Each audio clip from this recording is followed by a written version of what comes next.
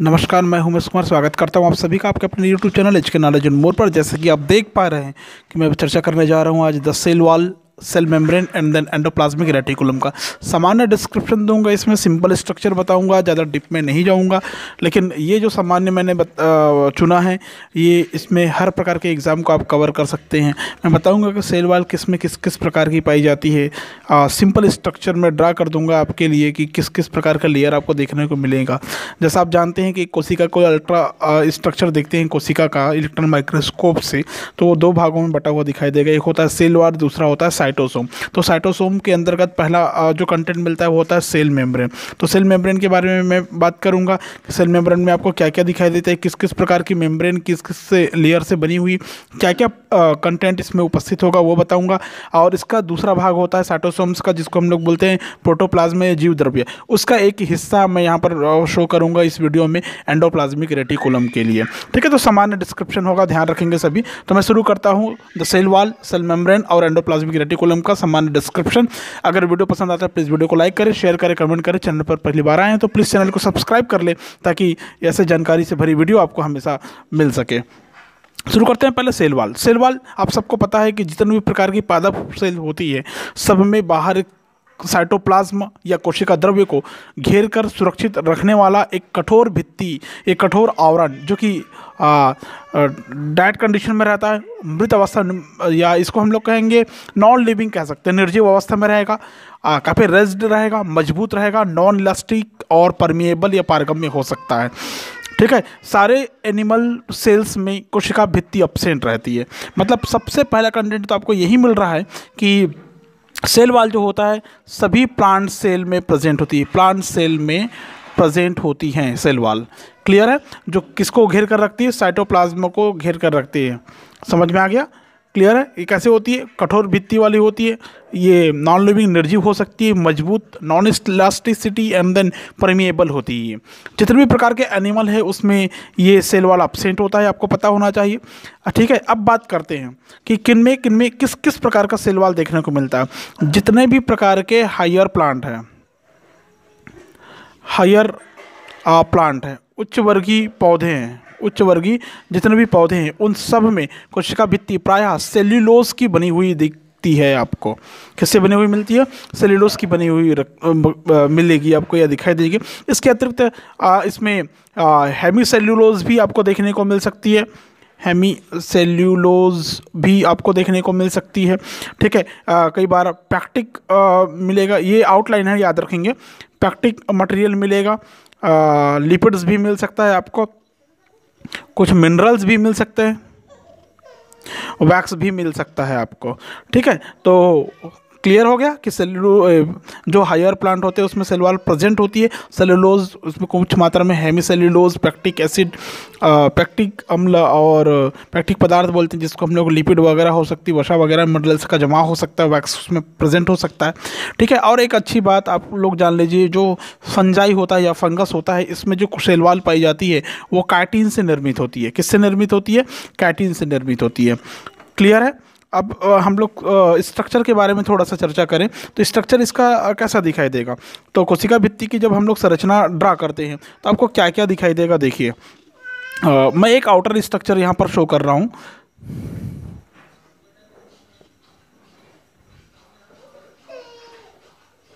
ये एक सेल, ठीक है, एक सेल का ये outer structure, then second cell,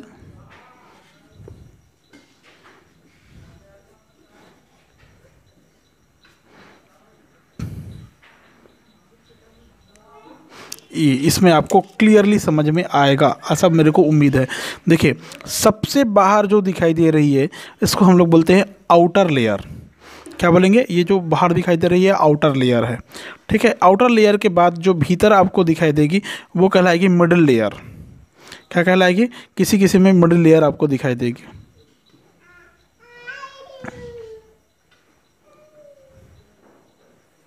ये मिडिल लेयर। क्लियर है? आउटर लेयर सबसे बाहर, सभी में आउटर लेयर आपको दिखाई दे रहा है।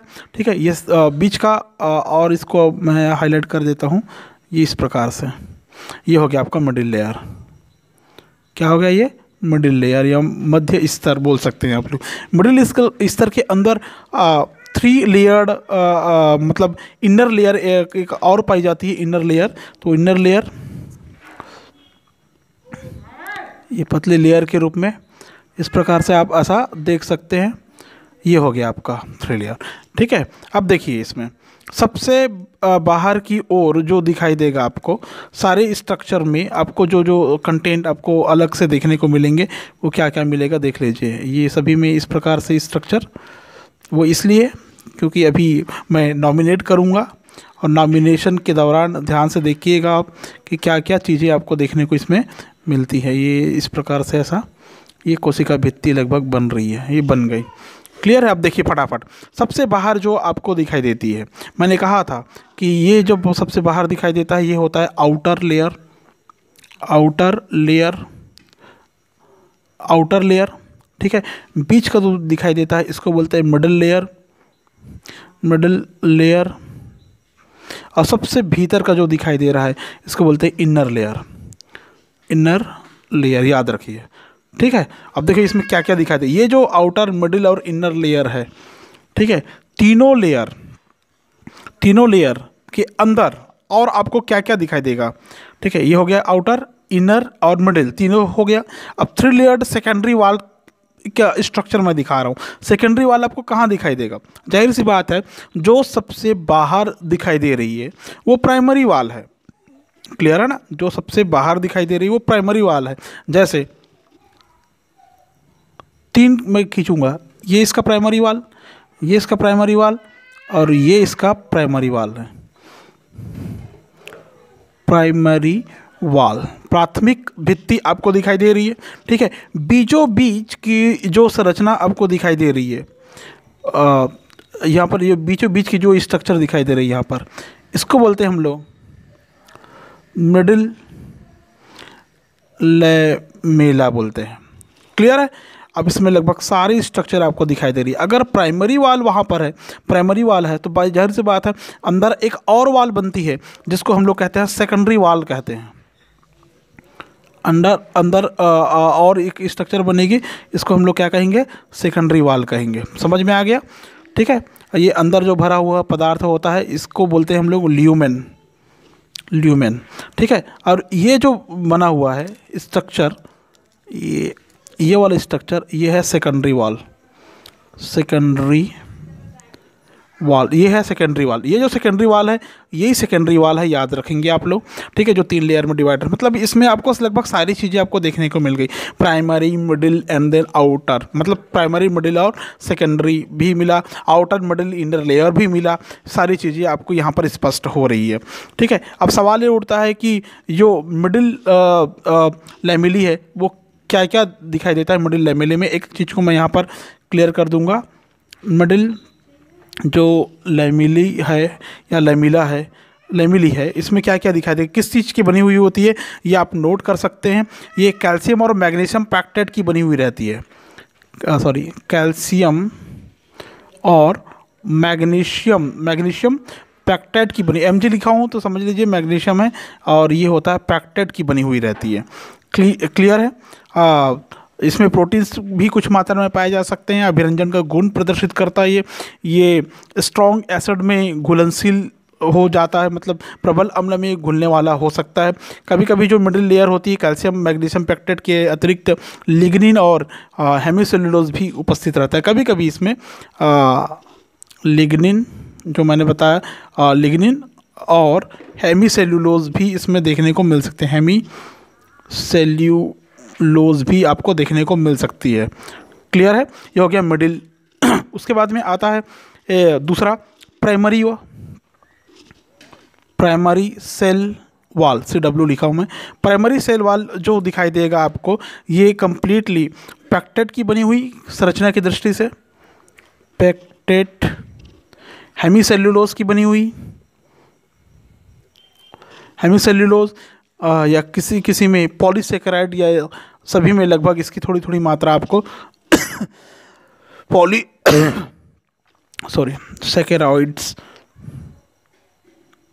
सेकेरॉइड्स की बनी हुई आपको देखने को मिल सकती है। क्लियर है। आप समझ गए होंगे प्राथमिक सेल वाल। उसके बाद में थोड़ा सा और आगे बढ़ जाते हैं, इसमें आपको दिखाई दिया सेकेंडरी सेल वाल। इसमें secondary cell wall, secondary cell wall में आपको क्या क्या देखने को मिलेंगे सेकेंडरी सेल वाल में। ठीक है, जो सेकेंडरी सेल वाल होता है, जब सेल डिवीजन होता है, ग्रोथ होता है, डिवीजन होता है, तो उसकी वृद्धि की क्रियाएं रुक जाती है। तो प्राथमिक कोशिका भित्ति के ऊपर कोशिका द्रव्य के द्वारा जो स्रावित पदार्थ है वो जमना शुरू कर देता है, एक अंदर और भित्ति बनाती है जिसको हम लोग सेकेंडरी सेल वाल कहते हैं। मतलब प्राइमरी बनने के बाद में अंदर और जमा होती है, उसको बोलेंगे हम लोग सेकेंडरी सेल वाल, जो उसकी जिसकी निर्माण की तिथि या दशा बाद की होगी। ठीक है, ये मुख्यतः हेमिसेल्यूलोज इसमें प्रेजेंट होता है। ठीक है, किसकी बनी हुई रहती है?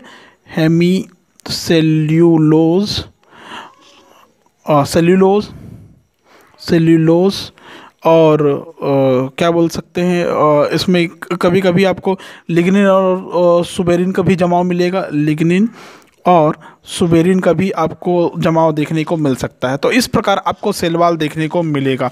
क्लियर है? ये सेल वाल जो होता है सेकेंडरी सेल वाल आपको दिखाई देगा, लेकिन कभी कभी आप लोग आवृत्ति विधि जो जिम्नोस्पर्म प्लांट देखेंगे उसमें ये टर्सरी तक भी पहुंच जाता है।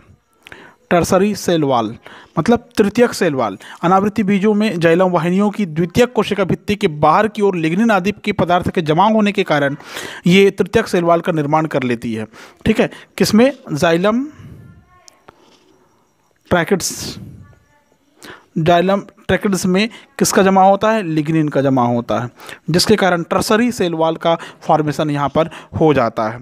ठीक है, तो आप समझ गए होंगे कि सामान्यतः जो कोशिका भित्ति होती है सेल्यूलोज नामक एक पॉलीसेकेराइड से बनी हुई रहती है। सेल्यूलोज का अगर आपको फार्मूला चाहिए तो वो होता है C6H10 C6H10O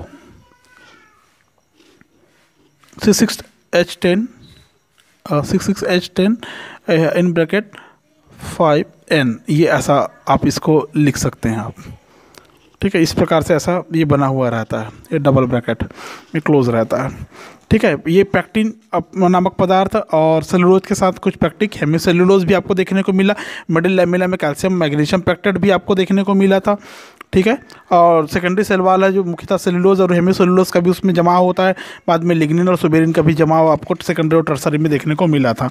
ठीक है, तो ये हो गया कोशिका भित्ति या सेल वाल। अगर फंक्शन में जाएँ तो सिंपल काम करती है, निश्चित आकार प्रदान करती है, भौतिक दबावों से कोशिका की रक्षा करती है, प्रतिरक्षात्मक स्तर का निर्माण करती है। ये कोशिका भित्ति कंकाल के समान काम करती है। आवागमन को, कोशिकीय पदार्थों के आवागमन को नियंत्रित करती है। कोशिका को मजबूती प्रदान करती है, सहारा प्रदान करती है यांत्रिक रूप से। कोशिका द्रव्य के बीच छिद्र को द्वारा ये रिलेशन स्थापित करके रहता है, पीठ के द्वारा बोलते हैं जिसको हम लोग, वो उसे जुड़ा हुआ रहता है। ठीक है, अब बात करते हैं हम लोग सेल मेम्ब्रेन की। ठीक है, इसके आगे सेल मेम्ब्रेन जैसा शुरुआत में मैंने बताया था, थोड़ा थोड़ा डिस्क्रिप्शन नहीं बता पाऊंगा मैं इस वीडियो में। तो सेल मेम्ब्रेन देखिए, सेल मेम्ब्रेन क्या होता है। जैसा आप सभी जानते हैं कि कोशिका झिल्ली किसी भी कोशिका के जीवद्रव्य के घूरने को कंट्रोल करने वाली या उसको चारों तरफ से कवर्ड करने वाली या घेर कर रखने वाली बाहरी पतली और इलास्टिक मेम्ब्रेन होती है। इसे एक्टोप्लास्ट या प्लाज्मा मेम्ब्रेन के भी नाम से जाना जाता है। इसको क्या बोलते हैं? देखो, एक्टोप्लास्ट और प्लाज्मा मेम्ब्रेन, प्लाज्मा मेम्ब्रेन के भी नाम से जाना जाता है, क्योंकि ये किसको घेर कर रखती है? जीव द्रव्य को घेर कर रखती है। याद रखना, प्रोटोप्लाज्मा को घेर कर रखती है, प्रोटोप्लाज्मा को कवर्ड करके रखते हैं। प्रोटोप्लाज्मा कवर्ड विथ एक्टोप्लास्ट और प्लाज्मा मेम्ब्रेन, ये ऐसा समझ लीजिए आप। ये कैसी होती है? पतली और प्रत्यास्थ होती है, थिन लेयर की होती है और इलास्टिसिटी वाला पावर वाला होता है। तो किसी भी प्रकार की कोशिका झिल्ली कोशिका द्रव्य की वह बाह्यतम सीमा होती है जो कि कोशिका में विभिन्न प्रकार के अणुओं और आयनों को इंट्रेंस और एग्जिट पर कंट्रोल करके रखती है, प्रवेश और निष्कासन पर नियंत्रित करके रखती है। कोशिका द्रव्य एवं बाह्य वातावरण की आयन सांद्रता पर नियंत्रण रखने का कार्य इसका होता है। ठीक है, अब बात करते हैं कि सेल मेम्ब्रेन की। तो प्लाज्मा झिल्ली प्रोकैरियोटिक यूकैरियोटिक कोशिका दोनों में पाई जाती है। प्रोकैरियोटिक कोशिका युक्त तो जीवों में उदाहरण के लिए अगर हम लोग देखें तो जितने भी प्रकार के बैक्टीरियल सेल है उसमें जैव झिल्ली ही पूरे कार्य को संपादित करती है। यूकैरियोटिक कोशिकाओं में ये इलाबोरेट मतलब काफ़ी बृहद प्रकार का, एलाबोरेट हो जाती है, काफ़ी बृहद प्रकार की होती है। अंतरकोशिकीय झिल्ली तंत्र या इंट्रासेल्युलर मेम्ब्रेन सिस्टम भी इसमें पाया जाता है यूकेरियोटिक सेल में। इन कोशिकाओं में झिल्ली के से ढका हुआ माइटोकॉन्ड्रिया, क्लोरोप्लास्ट और वो वैक्यूल वगैरह आपको देखने को मिल सकती है सेल मेम्ब्रेन के रूप में, या सेल मेम्ब्रेन से घिरा हुआ दिखाई दे सकती है। रासायनिक संगठन की बात करें तो सेल मेम्ब्रेन में आपको क्या क्या देखने को मिलेगी, आपको पता, प्रोटीन्स आपको देखने को मिलेगी, प्रोटीन्स देखने को मिलेंगे, लिपिड्स, कार्बोहाइड्रेट्स देखने को मिलेंगी। ठीक है, प्रोटीन और लिपिड की उपस्थिति के कारण इसको लाइपोप्रोटीन के नाम से जाना गया है। लाइपोप्रोटीन मेम्ब्रेन के नाम से जाना गया है, याद रखना। क्यों? क्योंकि इसमें प्रोटीन और लिपिड दोनों का जमाव होता है। ठीक है, कुछ झिल्लियों में नाभिकीय अम्ल और एंजाइम भी पाया जाता है। कभी कभी कुछ जो सेल मेम्ब्रेन होते हैं उसमें क्या पाए जाते हैं, नाभिकीय अम्ल और एंजाइम्स भी पाए जाते हैं, याद रखेंगे आप लोग। क्लियर है? तो इसमें जो जो पदार्थ पाया जाता है उसके बारे में थोड़ा सा डिटेल देखते हैं, ज़्यादा डिटेल नहीं लेकिन थोड़ा डिटेल जरूर कर सकता हूँ। ठीक है, फर्स्ट इसमें हम लोग लेते हैं प्रोटीन को, जैसा ऊपर वर्णित हुआ। प्रोटीन दो प्रकार की पाई जाती है, और एक होती है संरचनात्मक और दूसरा होता है वाहक। ठीक है, दो प्रकार की प्रोटीन होगी, एक होता है संरचनात्मक या स्ट्रक्चरल, और दूसरा होता है जिसको हम लोग कहते हैं कैरियर। ठीक है, स्ट्रक्चरल प्लाज्मा कला या कशेरुक दंड की होती है, जो लाइपोफिलिक प्रकृति वाली होती है, याद रखना। कोशिका झिल्ली में कैरियर प्रोटीन जो होता है परमिएजेस कहलाता है। क्या कहलाता है? परमिएजेस कहलाता है। ठीक है, ये हो गया प्रोटीन। क्लियर है? आप समझ गए होंगे। इस कला में उपस्थित प्रोटीन्स को स्ट्रोमेटिन कहते हैं, मतलब ये इसका नाम है स्ट्रोमेटिन। क्या है? स्ट्रोमेटिन। ठीक है, और इसमें और होता है जिसको हम लोग कहते हैं लिपिड्स। क्या होता है? लिपिड्स। ये जो लिपिड्स होता है, कोशिका झिल्ली शुष्क भार का 21 से 50% का भाग ये लिपिड से ही बनाकर रखता है। तो 3 प्रकार के इसमें लिपिड्स पाए जाते हैं। वो 3 प्रकार के लिपिड्स के नाम आप लोग नोट कर सकते हैं यहाँ पर। कौन कौन से लिपिड है? एक लिपिड होता है जिसको हम लोग कहते हैं फास्फोलिपिड, और सेकेंड लिपिड्स होता है जिसको बोलते हैं ग्लाइकोलिपिड्स, और थर्ड लिपिड जो होता है इसको बोलते हैं स्टीरोल्स बोलते हैं। ठीक है, जो लिपिड होती है, ये लिपिड की संरचना पर अगर थोड़ा सा हम दृष्टिपात करें तो वो लगभग इस प्रकार की अवस्था में बनी हुई रहती है। ये होता है इसका हेड, पोलर एंड बोलते हैं जिसको हम लोग, ये इस प्रकार की ऐसा बनी हुई रहती है, देख लीजिए। ठीक है, तो इसमें जो ऊपर वाला एंड है, इसको ये वाली एंड जो होती है ये हाइड्रोफिलिक एंड के रूप में रहती है।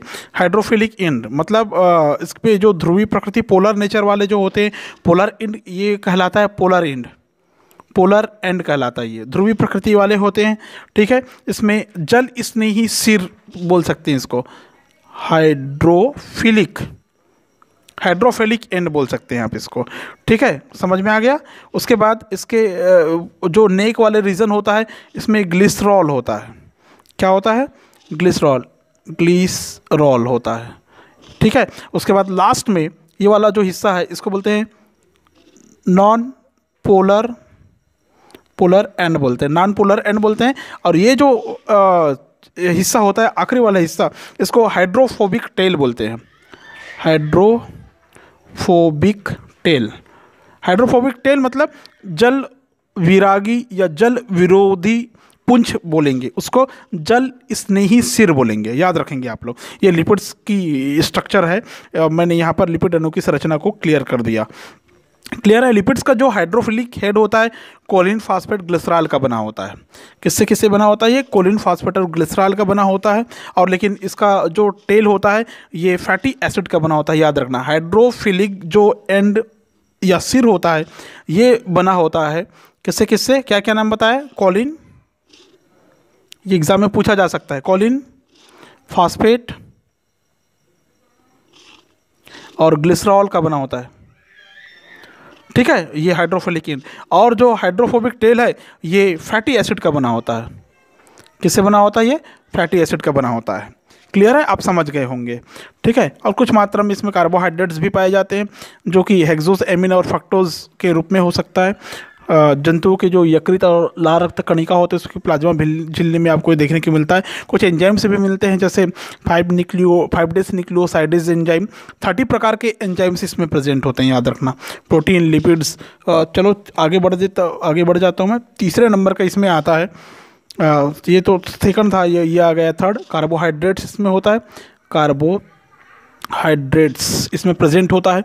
ठीक है, जो जंतु की यकृत और आरबीसीएस होती है उसकी प्लाज्मा झिल्ली में हेक्सोस, एमिन और फ्रक्टोज कार्बोहाइड्रेट पाया जाता है। हेक्सोस, एमिन और फ्रक्टोज पॉलीसेकेराइड्स पाई जाती है। ठीक है, और नेक्स्ट आता है इसमें लास्ट फोर्थ नंबर का, ये होता है एंजाइम्स प्रेजेंट होता है। मतलब अभी तक जितने भी प्रकार के एंजाइम्स ज्ञात है तो सेल मेम्ब्रेन में लगभग 30 टाइप्स के एंजाइम्स आपको देखने को मिलते हैं। 30 टाइप्स में कुछ का नाम जैसे मैग्नीशियम एटीपी एज बोलते हैं जिसको, सोडियम पोटेशियम एक्टिवेटेड ऐसा बोल सकते हैं आप इसको, एक्टिवेटेड मैग्नीशियम आयन एक्टिवेटेड कह सकते हैं आप, 5 डेस न्यूक्लियोसाइडेज कह सकते हैं। ठीक है, तो ये हो गया ये शुरुआती कंटेंट की सेल मेम्ब्रेन में क्या क्या मिलता है। सेल मेम्ब्रेन के बारे में बहुत सारे वैज्ञानिकों ने अलग अलग प्रकार के मॉडल दिए हैं इसकी संरचना को समझाने के लिए। एक होता है बाइलेयर मॉडल। बाइलेयर मॉडल मतलब होता है द्विस्तर मॉडल। द्विस्तर मॉडल को सैंडविच मॉडल और अंतर प्रोटीन मॉडल के रूप में बताया गया है। ठीक है, तो मैं इसमें ज़्यादा डीप नहीं जा रहा हूँ, मैं आउटर लेयर में आपको समझाने की कोशिश कर रहा हूँ। ठीक है, एक इसमें होता है बाइलेयर मॉडल,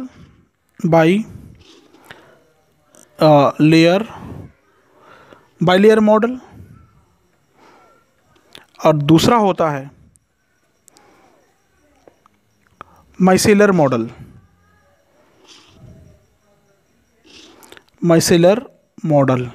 ऐसा 2 मॉडल होते हैं इसमें।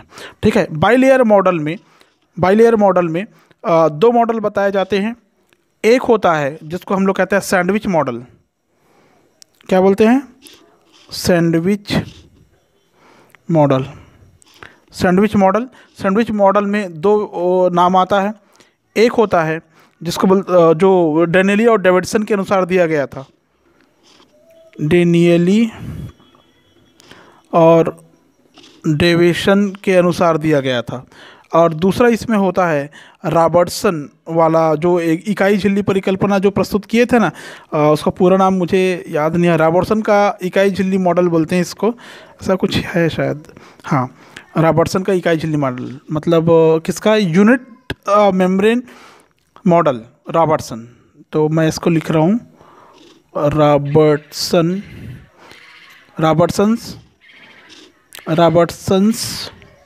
यूनिट मेम्ब्रेन मॉडल, ऐसा शॉर्टकट आप समझ लीजिए। ठीक है, उसके बाद में आता है इसका बाइलेयर मॉडल में दूसरा जो आता है ये होता है अंतर प्रोटीन मॉडल। क्या होता है? अंतर प्रोटीन मॉडल या प्रिटेंडेड प्रोटीन मॉडल बोल सकते हैं इसको, अंतर्वेशी प्रोटीन मॉडल के नाम से जानते हैं इसको। ठीक है, पेनेट्रेटेड प्रोटीन प्रोटीन मॉडल के नाम से जानते हैं। इसके अंतर्गत जिसने अपना मॉडल प्रस्तुत किया था वो है सिंगर और निकोलसन का। ये काफ़ी फेमस है, याद रखेंगे। सिंगर और निकोलसन का दिया हुआ द्रव मोज़ेक मॉडल बोलते हैं जिसको हम लोग फ्लूइड मोज़ेक मॉडल बोलते हैं, याद रखेंगे आप लोग। निकोलसन एग्ज़ाम में पूछा जा सकता है। 1972 में सिंगर और निकोलसन ने फ्लूइड मोज़ेक मॉडल दिया था। ठीक है ना, क्या दिया था? फ्लूइड मोज़ेक मॉडल दिया था, याद रखेंगे। इसके अनुसार इन्होंने बताया था कि ऊपर की तरफ लिपिड्स की मात्रा ज़्यादा और कहीं कहीं पर प्रोटीन हो सकती है, ऐसा इन्होंने बताया था। ठीक है, ग्लोब्यूलर प्रोटीन इसमें प्रेजेंट होता है, अंतर प्रोटीन इसमें प्रेजेंट होता है, ये ऐसा इन्होंने बताया था सिंगर और निकोलसन ने। और दूसरा आता है माइसेलर मॉडल जो आता है, ये हिलेयर और हॉफमैन के द्वारा दिया गया था। माइसेलर मॉडल याद रखेंगे किसके द्वारा दिया गया था? हिलियर एंड हॉफमैन के द्वारा दिया गया था। हॉफमैन के द्वारा दिया गया था। ये सिंगर और निकोलसन के द्वारा दिया जाने वाला मॉडल है जो कि 1972 में दिया था। इसको फ्लूट म्यूजिक मॉडल बोलते हैं और इसको बोलते हैं माइसेलर मॉडल बोलते हैं, हिलियर हॉफमैन के द्वारा जो दिया गया है।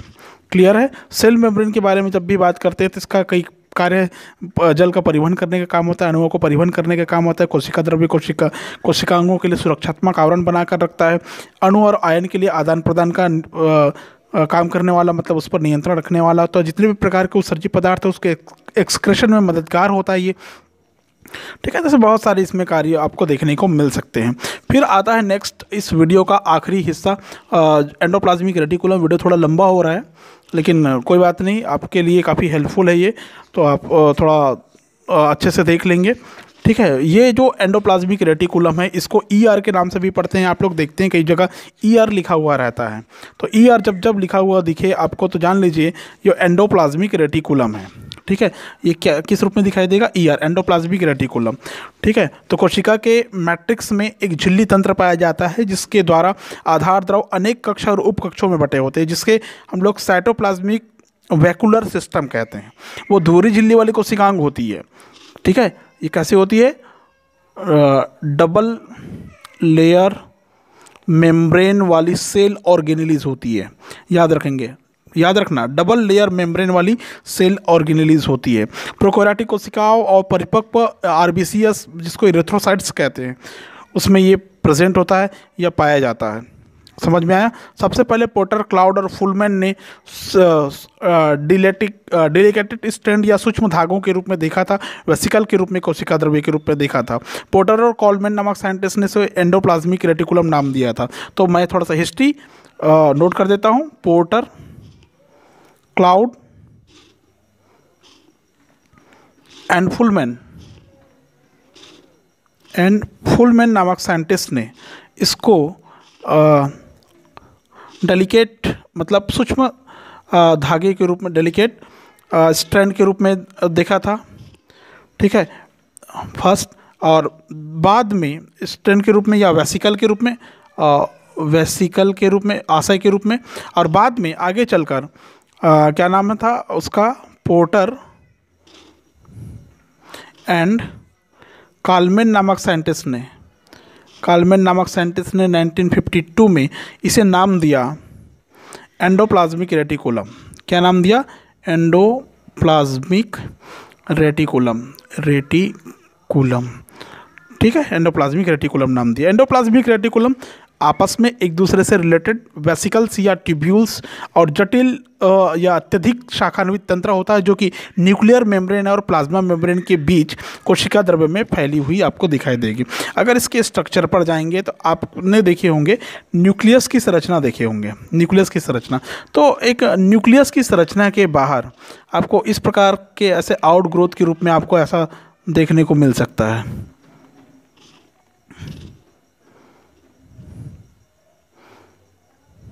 ये इस प्रकार से देखने को मिल सकता है। ठीक है, तो ये होता है एंडोप्लाज्मिक रेटिकुलम। ये वाला आंतरिक स्ट्रक्चर को मैं अगर कहूँ, ये है न्यूक्लियस। ठीक है, तो यहीं पर बनता है न्यूक्लियस पोर की स्ट्रक्चर। ठीक है, तो ये जो आपको दिखाई दे रही है ये दोहरी झिल्ली की बनी हुई संरचना, तो इस प्रकार से ऐसा बना देंगे तो ये हो गया दोहरी झिल्ली, डबल लेयर मेम्ब्रेन। क्लियर है? तो ये हो गई एंडोप्लाज्मिक रेटिकुलम आपको दिखाई देगा इलेक्ट्रॉन माइक्रोस्कोप में अगर आप बारीकी से देखते हैं तो। ये हो गया इस प्रकार का।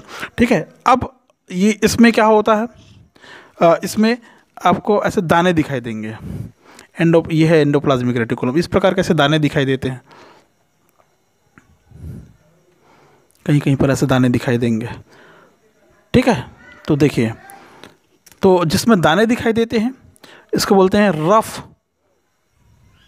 रफ एंडोप्लाज्मिक रेटिकुलम, और जिसमें दाने नहीं दिखाई देते हैं उसको बोलते हैं स्मूथ एंडोप्लाज्मिक रेटिकुलम, खुरदुरे, और ये हो गए चिकने एंडोप्लाज्मिक रेटिकुलम कहेंगे। ठीक है, अगर बात करें तो एंडोप्लाज्मिक रेटिकुलम आरबीसीएस में, एग सेल में और एम्ब्रायनल को छोड़कर सभी कोशिकाओं में पाई जाती है। ठीक है ना। किस में नहीं पाई जाती? लाल रक्त कणिका में, एग में और एम्ब्रियोनल सेल को मतलब भ्रूणी कोशिका को छोड़कर सारे कोशिका में ही पाई जाती है। प्रोटीन का निर्माण करने वाली कोशिकाओं में एंडोप्लाज्मिक रेटिकुलम ज़्यादा स्पष्ट और क्लियर दिखाई देता है। प्रोकैरियोटिक कोशिकाओं में इसका अभाव होता है। मतलब जहाँ जहाँ पर प्रोटीन का फॉर्मेशन होगा वहाँ वहाँ पर ये एंडोप्लाज्मिक रेटिकुलम आपको देखने को मिल जाएगा। एंडोप्लाज्मिक रेटिकुलम को अगर आप ध्यान से देखेंगे तो कुछ स्तरों की, 3 स्तरों की बनी हुई ये दिखाई देती है। ठीक है, एंडोप्लाज्मिक रेटिकुलम को अगर आप गौर से देखें अल्ट्रा स्ट्रक्चर माइक्रोस्कोप में तो ये 3 प्रकार की दिखाई देती है। एक लंबे ऐसे छड़ाकार जैसे दिखाई देता है, ये इस प्रकार की ऐसे दिखाई देती है, इस प्रकार का, तो ये कहलाता है सिस्टर्नी। किस रूप में है ये? सिस्टर्नी के रूप में। ठीक है, अगर ये इस रूप में दिखाई दे रहा है ऐसा, ठीक है, तो ये हो गया वेसिकल के रूप में, वेसिकल्स के रूप में, वेसिकल्स के रूप में दिखाई देता है, वेसिकल के रूप में दिखाई देता है। ठीक है, अगर वो इस प्रकार से ऐसे शेप में दिखाई देती है,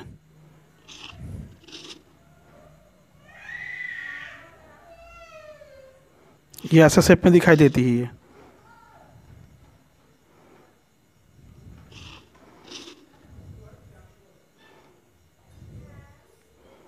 ये ऐसे दिखाई देती है। ठीक है, और तो इसको हम लोग बोलेंगे ट्यूब्यूलर शेप में, ट्यूब्यूल्स, नलिकाकार शेप में ऐसे दिखाई देती है। क्लियर है? तो 3 शेप, सिस्टर्नी जब वो छड़ाकार दिखे, मतलब लंबी चपटी और थैलीनुमा संरचना में दिखे, 40 से 50 माइक्रोन तक इसका आकार होता है, ये लंबाई में कह सकते हैं आप लोग। और दूसरा होता है वेसिकल, जब गोलाकार वृत्ताकार दिखे, ठीक है, 25 से 100 माइक्रोन इसका आकार हो सकता है। ठीक है, बेसोफिलिक होती है, याद रखेंगे।